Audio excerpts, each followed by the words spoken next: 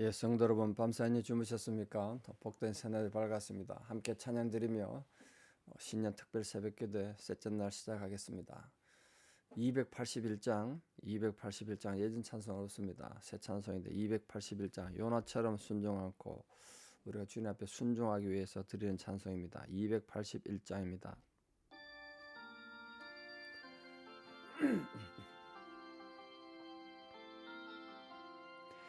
요나처럼 순종 않고 곁길 갔던 나의 모습 야곱처럼 간사하여 주님 말씀 배반해도 우리 주님 사랑으로 오래도록 참으시고 주님 예수 십자가로 죄인 구원하시었네.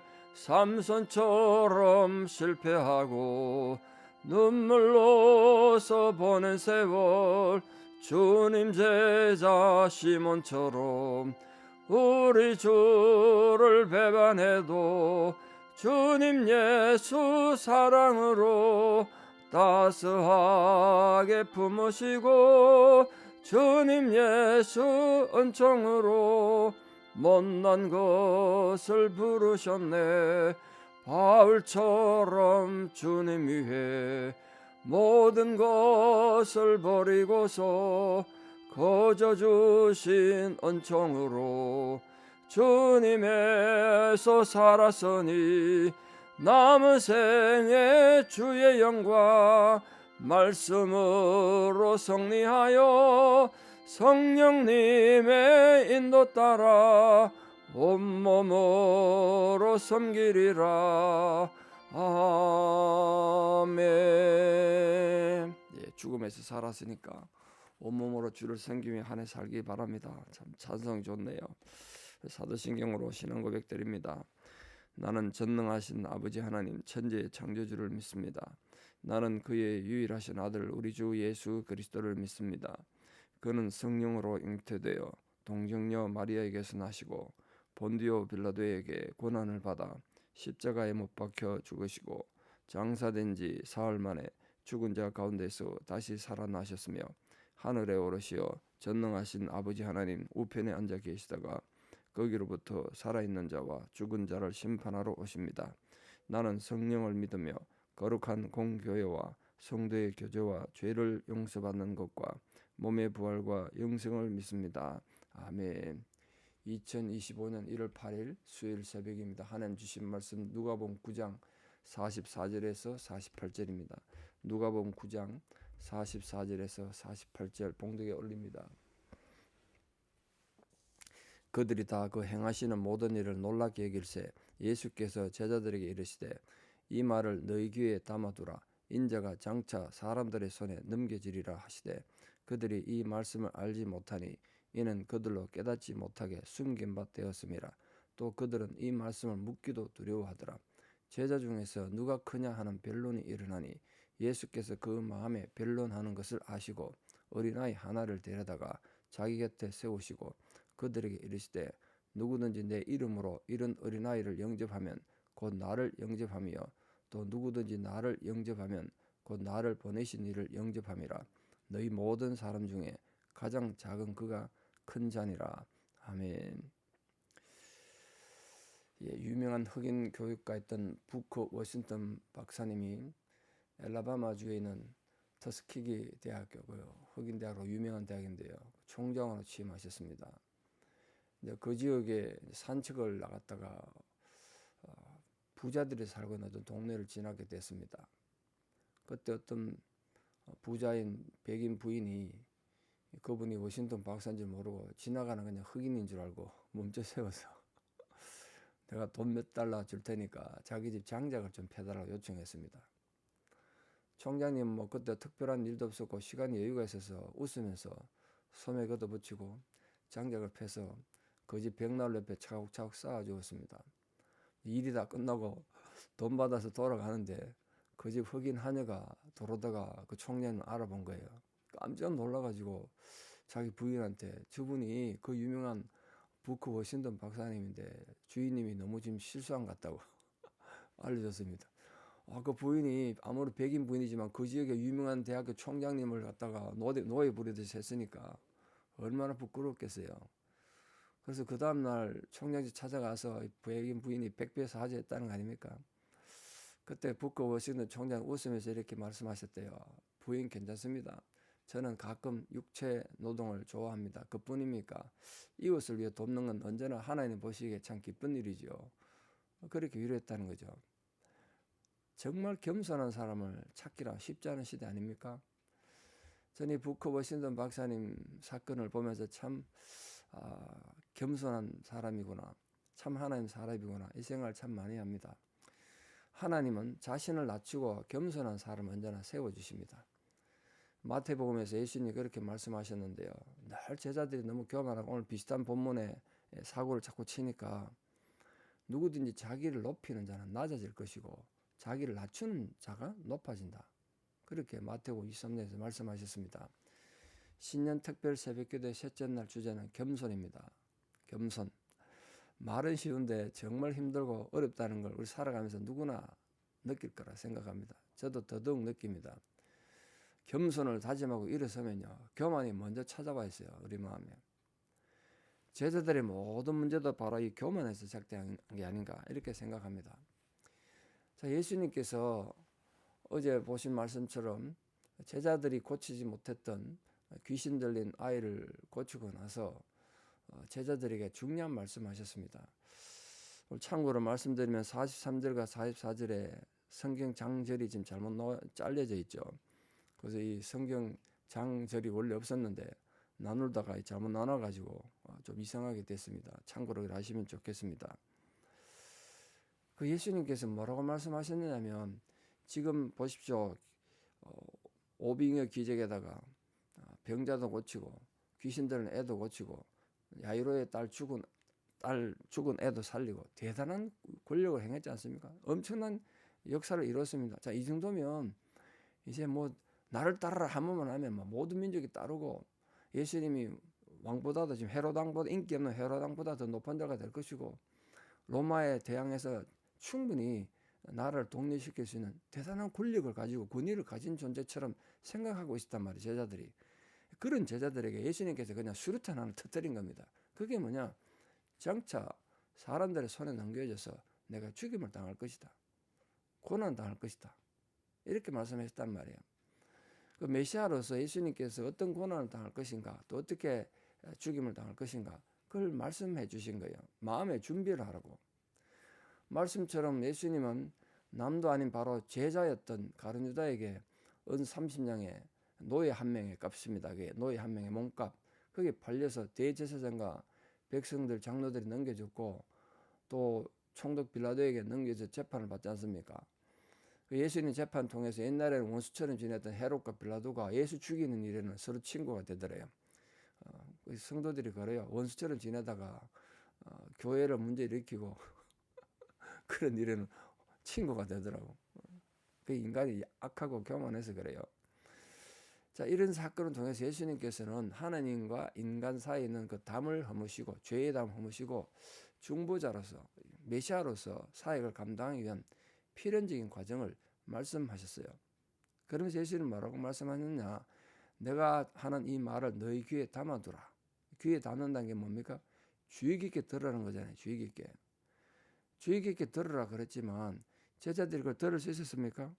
예수님이 왜 이런 말씀하시는지 아무도 이해 못했습니다. 이유가 뭘까요? 교만함 때문입니다. 교만함. 그들의 마음에 겸손이 없다 보니까 예수님이 지금 죽음을 말하고 있는데 자기들은 아직도 권력만 생각하고 출세할 것만 생각하고 있다고요. 그러니까 예수님 말씀을 아무도 이해 못하겠죠. 45절 보십시오. 그들이 이 말씀을 알지 못하나. 아무도 알지 못했대요. 이유는 이는 저희로 아직 이 뜻이 깨닫지 못하게 순금이 되었다. 그 순금이 되었다는 거 예수님이 그들을 이해 못하더라도 복잡한 철학적 얘기를 했다는 뜻이 아니라 마음이 교만하니까 이 예수님의 겸손의 극치 아닙니까? 겸손의 극치. 아까 워싱턴 박사님이 나무 집 앞에 가서 대학 총장이 나무 캐주는 거하고 비교도 안 되는 하나님이신 그분이 인류 죄를 구원하기 위해서 십자가에 죽겠다는데 아무런 반응이 없었어요. 감동이 없었어요. 왜? 그들 마음이 지금 엉뚱한 데가 있으니까. 전부 교만해서 누가 더 높은가 이런 생각을 하고 있으니까 예수님의 철저히 낮아지심, 죽으심, 이거에 대해서 도대체 이해를 못한 겁니다. 그게 숨겨져. 답답한 거죠, 참. 그들 마음이 교만하니까 예수님이 이렇게 심각한 얘기를 하셔도 아무도 이해 못했습니다. 제자들 입장에서는 귀신 쫓아내고 풍랑을 잔잔케 하고 오병의 기적을 일으키는 이런 엄청난 분이 사람들 손에 넘겨져서 죽임당한다는 거 아무도 이해 못했습니다. 아무도 꿈도 꾸지 못했어요. 왜? 자기들 입장에서 생각하니까 자기들이 만약 예수님처럼 그런 위대한 사역을 행했다면 대단한 권력자가 돼가지고 모든 사람 위에 높은 자리에 서서 세상을 통치하고 호령할 거라고 생각했기 때문에 설마 뭐 예수님이 죽겠냐 이런 생각한 겁니다. 그리고 심지어는 제자들이 예수님께 그 말씀 이상하다 근데 묻기도 두려웠대요. 왜 그랬을까요? 그들은 아직도 예수님을 로마의 압제로부터 그들을 구원해줄 정치적인 메시아로 보았고 그러면 자기들 한 자리 할 거라고 환상을 갖고 있었는데 그 환상이 깨질까 두려운 거죠. 그 마태복음 16장에서도 베드로가 위대한 신앙 고백을 최초로 하지 않습니까? 주는 그리스도시요 살아계신 하나님의 아들이니다. 그렇게 예수님께서 그 뒤에 내가 십자가에 달려 죽을 것이다 순환을 얘기하니까 그러면 안 됩니다. 예수님 막 말리잖아요. 그때 예수님 뭐라 그랬습니까? 사탄아 내 뒤로 물러가라 이렇게 말씀하셨다고요. 조금 전에 예수님 앞에 위대한 신앙 고백에서 예수님부터 참 바요나 시몬아 네가 복이 있도다 막 칭찬 들었는데 그 다음 순간 사탄의 도구가 돼가지고 예수님 순환당을 방해했다. 이유가 뭐라고요? 그때 베드로 마음은 교만으로 가득 차 있었기 때문에 그런 거예요. 어떤 성도도 마찬가지입니다. 마음속에 아무리 여러분 성경이든 대단한 지식을 갖고 있고 대단한 기도의 능력을 갖고 있어도 여러분 세계에서 가장 찬양을 잘한 자가 되어도 마음이 교만에 가득 차 있으면 주를 위해 아무것도 할 수 없습니다. 우리 마음이 겸손히 바로 잡혀 있지 않으면 어떤 사람도 주를 위해 쓸 수가 없어요. 그래서 우리 2025년은 새해를 시작하면서 우리 사는 성도님들 이렇게 설교하는 저나 듣는 여러분 모두가 겸손함으로 무장되기를 바랍니다. 겸손을 무장하는 자가 되기 바라요. 그래서 우리 1년 한 해를 정말 신앙에 닿게 한번 살아봅시다. 믿음으로 승리한 자가 되어보기를 바라요. 억울한 일도 당하고 손해도 보고 남들에게 오해받겠지만 겸손한 자는 그 모든 고난을 이겨낼 수 있다고요. 견뎌낼 수 있다고요. 예수를 정치적인 메시아로만 보고 내게 그냥 복 주는 사람, 내게 도움이 되는 존재 이런 생각을 하는 사람들은 고난을 이해 못해요. 십자가를 이해 못한다고요. 왜 우리가 억울하다 소리칩니까? 아직도 우리 마음에 교만이 가득 차서 겸손한 제자의 마음이 못됐기 때문에 그렇습니다. 자, 이렇게 심각한 말씀을 했는데 제자들은 뭘 하고 있었나 보십시오. 참 기가 막힙니다. 제자들은 뭐 하고 있었다고요? 자기들 중에 누가 크냐는 변론을 하고 있었대요. 누가 크냐. 예수님이 이제 곧 실권을 잡을 텐데 천국이 이루어질 텐데 이제 누가 더 높은 자리에 갈 건가 이런 걸 다투고 있었다고요. 그래서 아무런 신앙적이지 않는 이 비신앙적이고 세속적인 이 제자들 간의 논쟁을 아직도 그들이 할 수 있었던 이유는 마음이 교만하니까 겸손한 종으로서 주님이 십자가에 달려주는 이 십자가의 길을 아무도 이해 못한 겁니다. 마음이 교만하면 고난을 감당 못한다고요. 전혀 깨닫지 못해요. 왜 우리가 교회 와서도 늘 대접받고 인정받고 사랑받아야 되냐면 우리 마음에 교만이 가득 차 있으니까 나를 인정 안 해주고 내가 대접 못 받으면 막 억울한 거야. 물론 교회 와서 위로받고 사랑받으셔야죠. 근데 여러분 반드시 기억하십시오. 왜 남은 계속 위로받고 사랑받아야 됩니까? 이제 나도 좀 위로하고 사랑하고 섬기고 봉사하고 헌신하는 자가 돼야 되지 않겠습니까? 그 마음을 예수님은 어린아이의 마음으로 표현하셨어요. 어린아이의 마음. 어린아이가 그렇게 교만할 수는 없죠. 어린아이가 어른들 있는 그 사회에 가서 나를 섬기라 그러고 막 교만할 수가 없죠. 어린아이 가면은 어른들 속에 들어가면 위축되잖아요. 자기가 약한 존재라는 거 아니까. 그래서 예수님께서 이 다투는 제자들에게 다른 말로 설명 안 했어요. 설명할 필요도 없고 설명해봤자 이해를 못하니까 어린아이 하나를 데려다 세웠습니다. 실제로 어린아이를 가르칠 뿐 아니라 이 파이디온이라는 파이디온 어린아이 실제로 어린아이일 뿐 아니라 상징적으로 도움을 필요로 하는 사람, 아무런 지위도 갖지 않은 보잘것없는 사람, 겸손한 사람을 말해요. 겸손한 사람, 어린아이를. 겸손한 마음과 겸손한 신뢰를 하나님에 대한 전적인 신뢰를 가진 마음을 가진 사람. 그게 어린아이예요. 그러니까 우리가 이 제자들처럼 내가 너보다 낫다 시기하고 질투하고 내가 너보다 재능을 가졌다고 교만하고 그런 것보다는 차라리 나는 아무것도 못합니다. 나는 아무런 재능이 없습니다. 나는 우리 교회에서 제일 보잘것없는 존재입니다. 그렇게 자기를 낮추고 겸손히 서로 사랑으로 섬기는 게 낫지 않습니까? 우리 그런 태도를 주님께서 인정하시고 위로하신단 말이에요. 우리 2025년 한 해를 그렇게 할 수 있거든. 최선을 다해서 좀 겸손하게 좀 살아봅시다. 우리 늘 겸손한 성품에 관심을 가지셔야 돼요. 왜냐하면 우리가 조금만 무관심하면 교만에는 잡초가 자라기 때문에 그래요. 모든 잡초가 그렇듯이 잡초는 좋은 씨앗들, 좋은 열매들 다 해쳐버리잖아요. 그래서 겸손이란 꽃은 아주 피기 어려운 꽃입니다. 뭐 60년 한 번 피는 선장꽃이 있다고 그러던데 우린 겸손은 그보다 더 피기 어려운지 몰라요. 정말 피기 어려운 꽃이고 정말 힘들게 맺는 열매가 겸손입니다. 그러므로 우리가 겸손을 우리 마음에 가꾸고 그 겸손이 인격에 나타나고 우리 성품에 나타나고 우리 신앙에 나타나는 겸손한 성도, 겸손한 제자가 되려면 그 성품을 잘 가꾸셔야 돼요. 잘 가꿔야 돼. 그래서 의식을 가지고 먼저 상대를 배려하고 자신을 자꾸 낮춤으로써 겸손한 마음의 태도가 되고 준비가 되는 거 아니겠습니까? 늘 그럴 수밖에 없어요. 겸손은 우리들의 긴 인생 여정 속에서 우리 삶을 정말 하나님 은혜로 풍성하게 만들고 윤투하게 만드는 또 아름다운 열매를 자라게 한다고, 겸손이. 그러나 말씀드린 것처럼 우리 조금만 방심하면 우리 마음속에 교만이란 잡초가 자라가지고 겸손이 자라지 못하고 사랑이 자라지 못하고 인내가 자라지 못하도록 우리 마음의 정원을 황무지로 만들어 버릴 겁니다. 지난주에 말씀드린 것처럼 우리 마음에 막 태풍이 불고 해오리 발이 막 일어난단 말이에요. 이 겸손은 자신을 낮추는 게 아니라 결국 자신을 세우는 겁니다. 사는 성도님들 꼭 기억해 주십시오. 2025년 한 해를 살아가면서 내가 겸손하면 남에게 손해보고 내가 남보다 비겁해지는 게 아니라 나를 바로 세우는 것입니다. 절대로 손해보는 게 아닙니다. 여러분, 절대로 낮아지는 게 아닙니다. 겸손은 자신을 바로 세우는 것입니다. 진정으로 용기 있는 사람만이 겸손할 수 있습니다.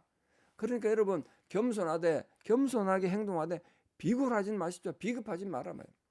중요한 사람인 척하지 말고 정말 중요한 사람이 되십시오. 자신은 행동하고 봉사하고 헌신한 걸로 만족하고 그에 대한 평가는 남들에게 맡기라고. 떠벌리지 말고. 이 윤문은 씨가 썼던 지혜와 평지라는 책에 나오는 내용을 잠깐 말씀드렸습니다. 그러니까 우리가 처음 시작했을 때 첫 자리에 첫 마음 있지 않습니까? 긴장되고 겸손했던 마음. 목사인 제가 처음 목사 안수 받을 때 그 긴장된, 제가 옆에 지금 그 바로 옆에 사진이 늘 두고 있습니다. 서재 마음이 교만해지고 나태해지나 내가 고개만 들 바로 보이도록 첫 마음, 내가 처음 목사 안수 받을 때 어떤 마음인지 그 사진 보면요 막 아주 긴장되고 비장한 마음으로 사진을 찍게 했어요. 여러분 마찬가지입니다. 한 해 시작할 때 또 나태해지고 교만해질 때 우리 첫 한 해를 시작할 때 시작했던 이 첫 새벽기도 생각하고 첫 마음을 생각하고 그때 마음으로 다시 돌아가는 거예요. 그때 말 또 돌아보는 거죠. 그래서 우리 늘 한결같이 새로우면서도 용기가 넘치고 또 거만함과 교만의 잡초가 자라지 않도록 늘 애쓰고 노력하는 겸손한 태도로 하늘 살아보기를 바랍니다. 그래서 그 겸손함에 신앙의 꽃이 피고 인내의 힘이 생기고 모든 사람을 서로 사랑하고 섬기는 사랑도 그때 생기는 거 아니겠습니까? 왜 우리가 이론적으로 사랑을 너무나 잘하는데 사랑하는 게 힘들고 교회 안에 사랑을 찾기가 그렇게 어렵습니까? 교회 안에서 가장 많이 사용되는 단어가 사랑인데 왜 사랑이 없느냐? 사람들이 교만해서 그래요.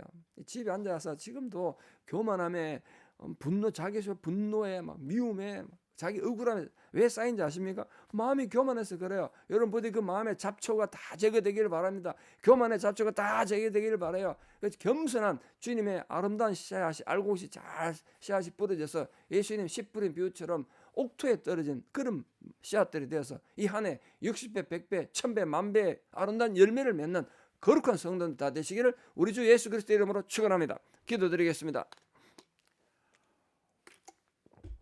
아버지 하나님, 이 한 해도 우리에게 허락하여 주시고 신년 특별 새벽 기도를 이렇게 허락하신 은혜를 감사드립니다. 오늘 주신 말씀처럼 주의 제자는 어린아이가 되어야 되고 겸손해야 된다는 것을 다시 깨닫습니다. 그런데도 우리 마음이 늘 교만하고 늘 위축되어서 참으로 주님의 뜻을 실천하기가 너무 어렵습니다. 자칫하면 우리가 늘 교만하기 쉬우니 아버지 하나님, 우리 마음을 철썩 굴복시켜서 겸손함에 이를 수 있도록 우리 자신을 잘 깨닫고 돌아보는 자가 되게 하여 주시옵소서.